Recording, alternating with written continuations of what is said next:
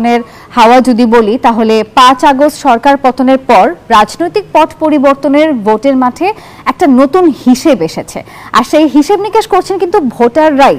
তারা বলছেন জুলাই আন্দোলনের প্রেক্ষাপটে জাতীয় নির্বাচনে বড় ধরনের ফ্যাক্টর হতে পারে খুলনায় যে 6টি আসন রয়েছে তার মধ্যে খুলনা 4 আসন। নদী বিচ্ছিন্ন জনপদে স্থায়ী জলাবদ্ধতা, অনুন্নত যোগাযোগ, অপর্যাপ্ত স্বাস্থ্যসেবা, সেই সাথে কর্মসংস্থানের অভাব ওই খুলনা 4 অঞ্চলের জন্য অন্যতম প্রতিবন্ধকতা হিসেব করা হয়। আর এসব সমস্যা সমাধানে যারা কাজ করবে, ভোটাররা তাদেরকেই বেছে নিতে চান তাদের নির্ধারিত প্রার্থী হিসেবে। নির্বাচিত হলে প্রত্যাশা পূরণে আশ্বাস দিয়েছেন সেখানকার প্রার্থীরাও। তাই এই নিয়ে বিভিন্ন ধরনের মত বা ভিন্ন মত তো রয়েছে প্রার্থী এবং ভোটারদের নিয়ে। তাই খুলনা থেকে মাকসুদ রহমান এই বিষয়ে আমাদেরকে বিস্তারিত তথ্য পাঠিয়েছে। আমরা একটি প্রতিবেদনে তা দেখে নেব। অবিভক্ত বাংলার ব্রিটিশ প্রশাসনিক স্তর হিসেবে 1882 সালের 1 জুন খুলনা জেলা গঠিত হয়। 6টি আসন নিয়ে গঠিত এ জেলার অন্যতম গুরুত্বপূর্ণ আসন খুলনা 4। কৃষি নির্ভর রূপসা, তেরখাদা ও দিঘলিয়া উপজেলা নিয়ে গঠিত এই আসন জাতীয় সংসদের 101 নং আসন, যার আয়তন 393.21 বর্গ কিলোমিটার। মোট ভোটার সংখ্যা 3,73,993 জন। রূপসা, ভৈরব ও আঠারবেকি নদী বেষ্টিত প্রত্যন্ত এলাকার উন্নয়নের আশায় জনগণ কখনো বিএনপি, কখনো আওয়ামী লীগ, কখনো জাতীয় পার্টির প্রার্থীকে জনপ্রতিনিধি হিসেবে নির্বাচিত করেছেন। তবে উন্নয়নের ছোঁয়া তেমন একটা লাগেনি এই অঞ্চলে। 50 বছরের অধিক সময় ধরে ভুতিয়ার বিল, বাসুয়াখালীর বিলের জলাবদ্ধতা কৃষকের গলার কাটা। অন্যদিকে অনুন্নত যোগাযোগ ব্যবস্থা, নদী ভাঙন, কর্মসংস্থানের অভাব, অপর্যাপ্ত স্বাস্থ্য সেবা, এসব নানা ইস্যুতে বদলে যেতে পারে ভোটের সমীকরণ। তবে পিছিয়ে পড়া অবহেলিত এই জনপদে শুধুই প্রতিশ্রুতি নয়, কথার বাস্তবায়ন চান ভোটাররা। জুলাই গণ অভ্যুত্থানের পর পরিবর্তিত প্রেক্ষাপটকে কাজে লাগাতে চান সম্ভাব্য প্রার্থীরা। তাই ভোটের মাঠে প্রচারণায় তৎপর রয়েছেন এসব প্রার্থীরা। ভোটের মাঠে বিএনপি প্রার্থীর সাথে মূল লড়াইটা হবে জামায়াতের। তবে এখনই মাঠ ছাড়তে রাজি নয় ইসলামী আন্দোলন ও এনসিপি। আলহাদি খান, ডেস্ক রিপোর্ট, নিউজ 24। দর্শক, খুলনা নিয়ে আমরা একটা প্রতিবেদন দেখছিলাম। যদি খুলনার কথা একটু বলতে চাই, খুলনায় কিন্তু কখনো আওয়ামী লীগ, কখনো বিএনপি এরাই পর্যায়ক্রমে এসেছেন নেতা হিসেবে এবং তারা অনেক কিছু করার প্রতিশ্রুতি দিলেও খুলনার কিন্তু তেমন কোনো সম্ভাবনাময় জেলা হিসেবে খুলনা উঠেও আসেনি। পাশাপাশি খুলনার যদি আমি একদম সেখানকার প্রশাসনিক কর্মকাণ্ড থেকে শুরু করে নদী বেষ্টিত অঞ্চল, যেহেতু সেখানকার সাধারণ মানুষের জীবনযাত্রার কথা বলি, তাও কিন্তু অনুন্নতই রয়ে গেছে। তো এই নিয়ে আসন্ন ত্রয়োদশ জাতীয় সংসদ নির্বাচনের যেই প্রার্থীরা রয়েছেন যারা ভোটে লড়াই করবেন, তারা আসলে কি কি প্রতিশ্রুতি দিচ্ছেন এবং তার সাথে মিলিয়ে ভোটাররা কি বলছেন, আমরা এবারে সরাসরি তা শুনবো। চলে যাব আমাদের খুলনায় যিনি প্রতিনিধি রয়েছেন মাকসুদের কাছে। মাকসুদ, দেখতে পাচ্ছি আপনি প্রার্থী, ভোটার সবার সমাগমে বসে আছেন। আপনার সাথে নিশ্চয়ই প্রার্থী রয়েছে। কারা কারা রয়েছে এবং তারা খুলনা জেলায় নির্বাচিত হলে কি কি উন্নয়ন ঘটাতে চায়, কি বলছেন নির্বাচন নিয়ে, বিস্তারিত জানাবেন।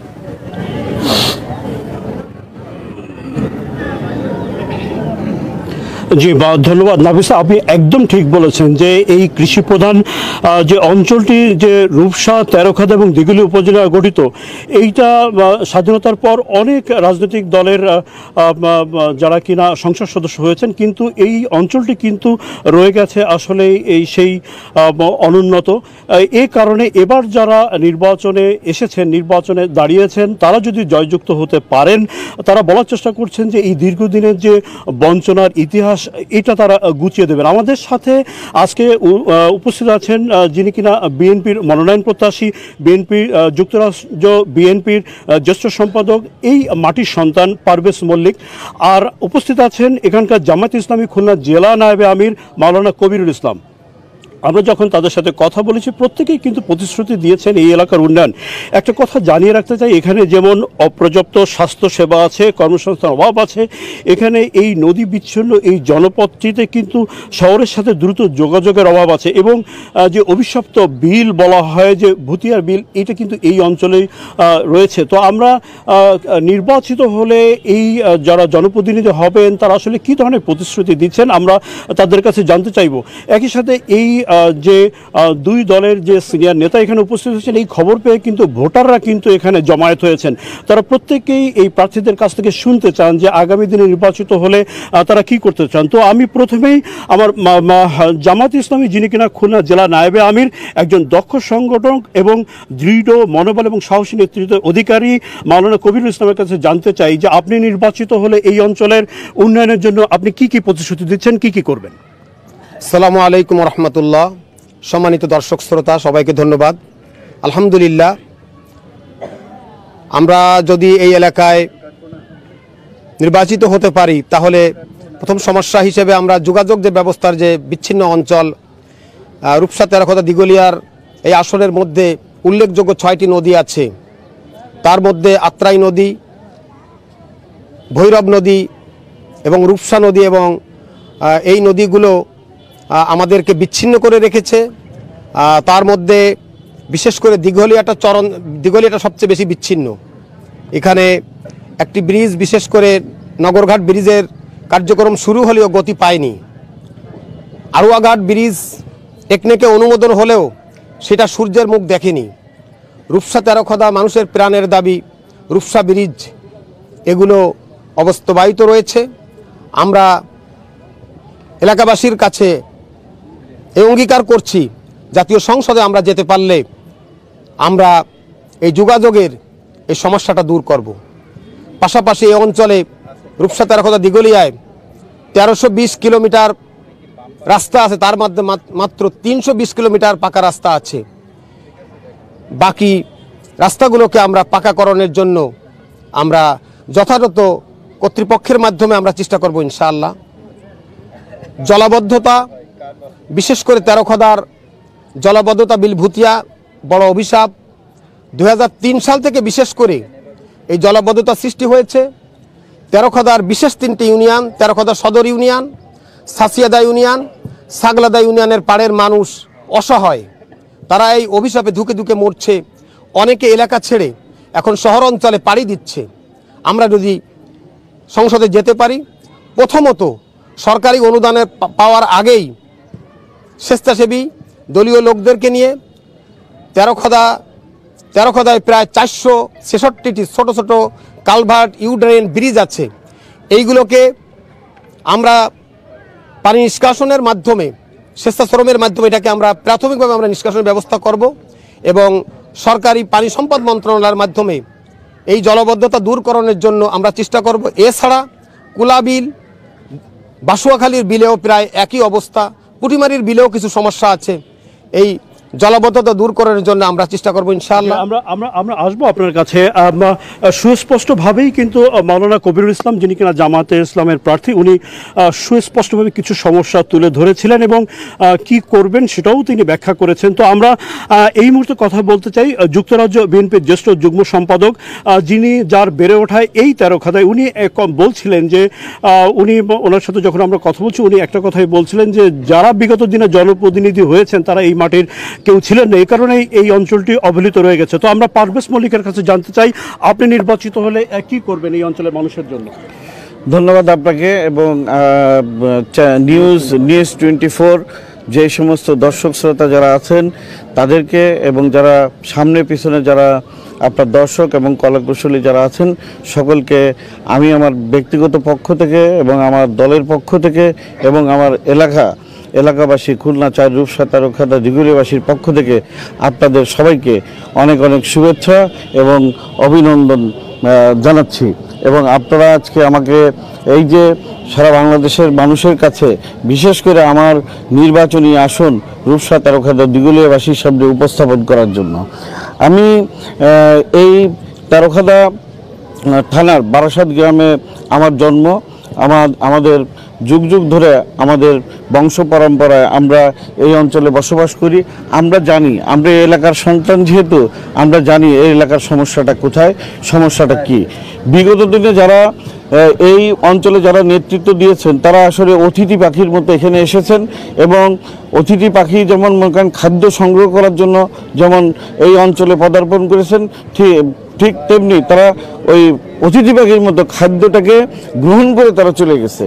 যার ছোট্ট একটু উদাহরণ হলো আপনি নির্বাচিত হলে আসলে এই অঞ্চলের কি কি সমস্যাগুলো চিহ্নিত করে, যেমন হ্যাঁ আমি বলছি প্রথমে একটি জিনিস বলি যে তেরোখাদা আপনার যে একটা ব্রিজ হচ্ছে, দেখেন এই ব্রিজ হচ্ছে যে মানুষের কল্যাণে নাকি একটা অভিশপ্ত। আপনি দেখেন ব্রিজটা যখনই আপনি যেইভাবে প্ল্যান করা হয়েছে তাতে এই কাটিংয়ের যে বাজারটা, এই বাজারটাকে ডিমোলিশ করে দেওয়ার একটা পরিকল্পনা, মানে যেখানে আপনি উন্নয়ন করতে যেখানে জনদুর্ভোগ হবে না, ব্যবসায়ীরা যারা আছে তাদেরকে যেখানে ক্ষতি হবে না সেখানে ক্ষতি করা হচ্ছে। একটি পার্টি অফিসকে রক্ষা করার জন্য আপনার এই জায়গাটাকে আপনার মানে পুরো প্ল্যানটাকে এতটা নোংরামি করা হয়েছে যা বলার ভাষা নেই, এটা আপনারা দেখলে বুঝতে পারবেন।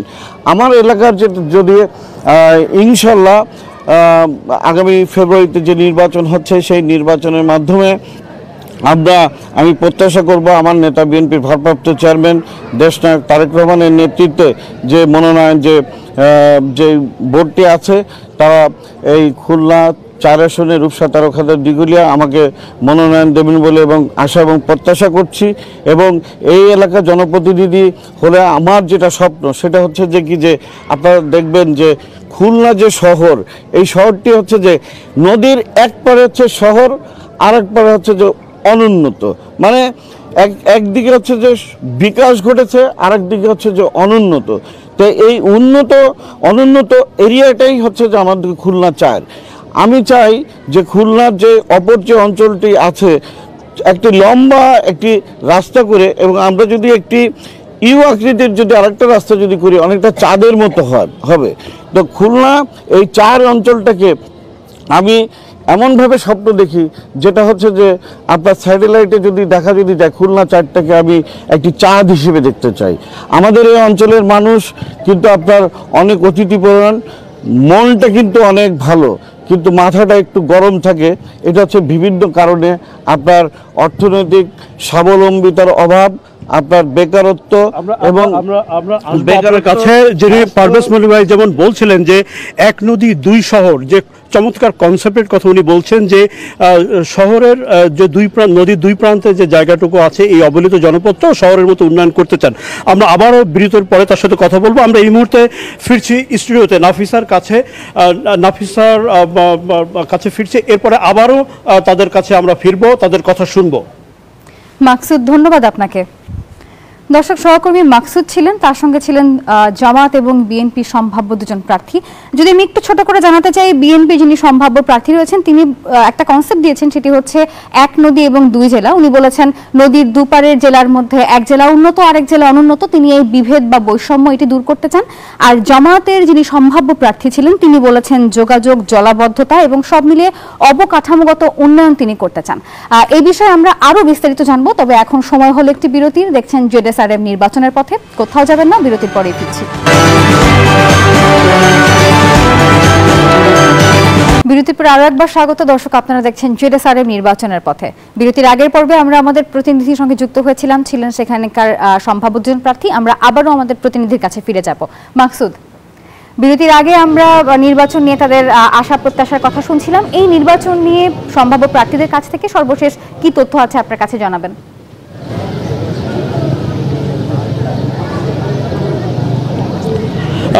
ধন্যবাদ নাফিসা। আমরা আবারও কথা বলতে চাই যিনি কিনা জামাত ইসলামের প্রার্থী মাওলানা কবিরুল ইসলামের কাছে। উনি শিক্ষা, স্বাস্থ্য, নদী ভাঙন, নারী উন্নয়ন নিয়ে ওনার পরিকল্পনার কথা জানাবেন যে আপনি নির্বাচিত হলে কি করবেন। ধন্যবাদ। আমাদের দেশে সাক্ষরতার হার আছে 75%, কিন্তু আমাদের তেরোখাদায় সাক্ষরতার হার 58%। আমরা এই পার্সেন্টেজকে আমরা সরকারি অন্তত সারা দেশে যে পার্সেন্টেজ আছে সেই পার্সেন্টেজে উন্নতি করার জন্য আমরা সর্বোত্তম প্রচেষ্টা করব, ঝরে পড়া রোধ করব এবং দরিদ্র ছাত্রদের বৃত্তির ব্যবস্থা করব। স্বাস্থ্যসেবায় আমাদের তেরোখাদায় আমাদের রূপসা তেরোখাদা দিঘলিয়া 3টি উপজেলা 3টি হাসপাতাল আছে, 15টা স্বাস্থ্য কেন্দ্র আছে। এগুলোকে আমরা আধুনিকায়ন করব। বিশেষ করে নারী এবং শিশু সেবাটাকে আমরা অগ্রাধিকার দান করব এবং যাতে সবাই চিকিৎসা সেবাটা নিতে পারে। নদী ভাঙ্গন আমাদের এই এলাকাটা রূপসা তেরোখাদা দিঘলিয়ার বিভিন্ন অঞ্চলে নদী ভাঙ্গন রয়েছে। স্পেসিফিক মধুপুর, লস্করপুর, পারহাজি গ্রাম, পাটগাতি, দিঘলিয়ার মধ্যে আবালগাতি, আড়ুয়া, সহদ, রূপসাতে, সোলপুর, সামন্তসেনা সহ বিভিন্ন জায়গাতে নদী ভাঙ্গন রয়েছে। আমরা প্রাথমিকভাবে স্বেচ্ছাশ্রমের মাধ্যমে নদী ভাঙ্গন রোধের চেষ্টা করব। পরবর্তীতে আমরা পানি সম্পদ মন্ত্রণালয়ের মাধ্যমে স্থায়ী সমাধানের ব্যবস্থা করব এবং পুনর্বাসনের ব্যবস্থা করব ইনশাআল্লাহ। সবাইকে ধন্যবাদ। উনি বলছিলেন যে সুস্পষ্ট কথা বলছে। আমরা এখন পারভেজ মল্লিকের কাছে যেতে চাই যে আপনি নির্বাচিত হলে কি ধরনের উদ্যোগ গ্রহণ করবেন এই অঞ্চলের জন্য? প্রথমত কথা হচ্ছে যে আপনার যোগাযোগ ব্যবস্থার উন্নয়নের কথা আমি পূর্বেই বলেছি। আমার নেতা বিএনপির ভারপ্রাপ্ত চেয়ারম্যান দেশটা তারেক রহমান ঘোষিত যে 31 দফা, সেই 31 দফার আলোকে এটা হচ্ছে যে একটি জাতীয় সনদ। তো সেইটাকে সামনে রেখে আমাদের এই যে বিলগুলো আছে এটাকে একটি রিসোর্স হিসেবে কাজে লাগানো যায় কিনা, কর্মসংস্থানের বেকারত্ব দূরীকরণের জন্য আপনার ক্ষুদ্র ক্ষুদ্র কুটির শিল্প স্থাপন করা এবং ছোট ছোট খামারের মাধ্যমে আপনার এই যে মানুষকে স্বাবলম্বী করে তোলা, নারী শিক্ষাকে আপনার প্রসারিত করা এবং ওই যে আমরা নারীদেরকে যে পরিবার কেন্দ্রিক ভিজিটিং কার্ডের যে ব্যবস্থা করা হবে, স্বাস্থ্য সেবা যাতে সুনিশ্চিত করা হয়, যাতে 30 মিনিটের ভিতরে যে কোনো রোগী যাতে স্বাস্থ্য সেবাটা নিশ্চিত করতে পারি সেটাকে আপনার নিশ্চিত করা। শিক্ষাক্ষেত্রে বলেছি যে এখানে একটু পশ্চাৎপদ আছে, এটাকে কিভাবে আগানো যায় এবং বিশেষ করে কারিগরি শিক্ষাটাকে আপনার গুরুত্ব দেওয়া। পাশাপাশি আমরা চাই যে এই অঞ্চলের মানুষের যে উৎপাদিত যে পণ্য, সেই পণ্যটা যাতে সহজভাবে আপনার ঢাকা বা যে কোনো শহরে সহজে যাতে যেতে পারে সেটাকে হচ্ছে যে আপনার সুনিশ্চিত করা। শিক্ষা, স্বাস্থ্য, কৃষি এবং যোগাযোগ এই ব্যবস্থাগুলো যখনই এবং নারী শিক্ষা যখন আমরা আপনি জানেন যে একটা পরিবারে যদি একটি মেয়ে যদি শিক্ষিত হয় তাহলে সেই পরিবার সবাই শিক্ষিত হবে। তো আমরা এই বিষয়টাকে এই অঞ্চল ভিত্তিক যে সমস্যাটা আছে সেটাকে গুরুত্ব দিতে চাই। গুরুত্ব দিয়ে সেটাকে ইনশাআল্লাহ দেশনায়ক তারেক রহমানের নেতৃত্বে আগামী দিনে যে সরকার হবে সেই সরকারে ইনশাআল্লাহ আমরা বাস্তবায়ন করতে পারবো বলে আশাবাদী। জি, আপনি শুনছিলেন যে পারভেজ মল্লিক যিনি কিনা এক নদী দুই শহর কনসেপ্ট দিয়ে এগোচ্ছেন, পাশাপাশি মাওলানা কবিরুল ইসলাম ইনি শিক্ষা, স্বাস্থ্য, নদী ভাঙনের কথা বলছেন। প্রত্যেকেই বলছেন যে নির্বাচিত হলে তারা তাদের জায়গা থেকে যতটুকু সাধ্য এই পিছিয়ে পড়া জনপদের উন্নয়ন করবেন। তো এই ছিল খুলনা নির্বাচনের পথে অনুষ্ঠানের সর্বশেষ। আমরা ফিরছি স্টুডিওতে নাফিসার কাছে। নাফিসা। মাকসুদ, ধন্যবাদ আপনাকে। সেই সঙ্গে ধন্যবাদ সকল দর্শকদের যারা এতক্ষণ আমাদের সঙ্গে ছিলেন। আজ আমরা ছিলাম খুলনাতে, জানিয়েছি সেখানকার আদ্যপান্ত। আপনারা এতক্ষণ দেখছিলেন জেডএসআরএম নির্বাচনের পথে। আগামীকাল আমরা যাব অন্য একটি জেলায়, জানাবো সেখানকার নির্বাচনের সবশেষ খবর। সে পর্যন্ত ভালো থাকুন, দেখতে থাকুন নিউজ 24।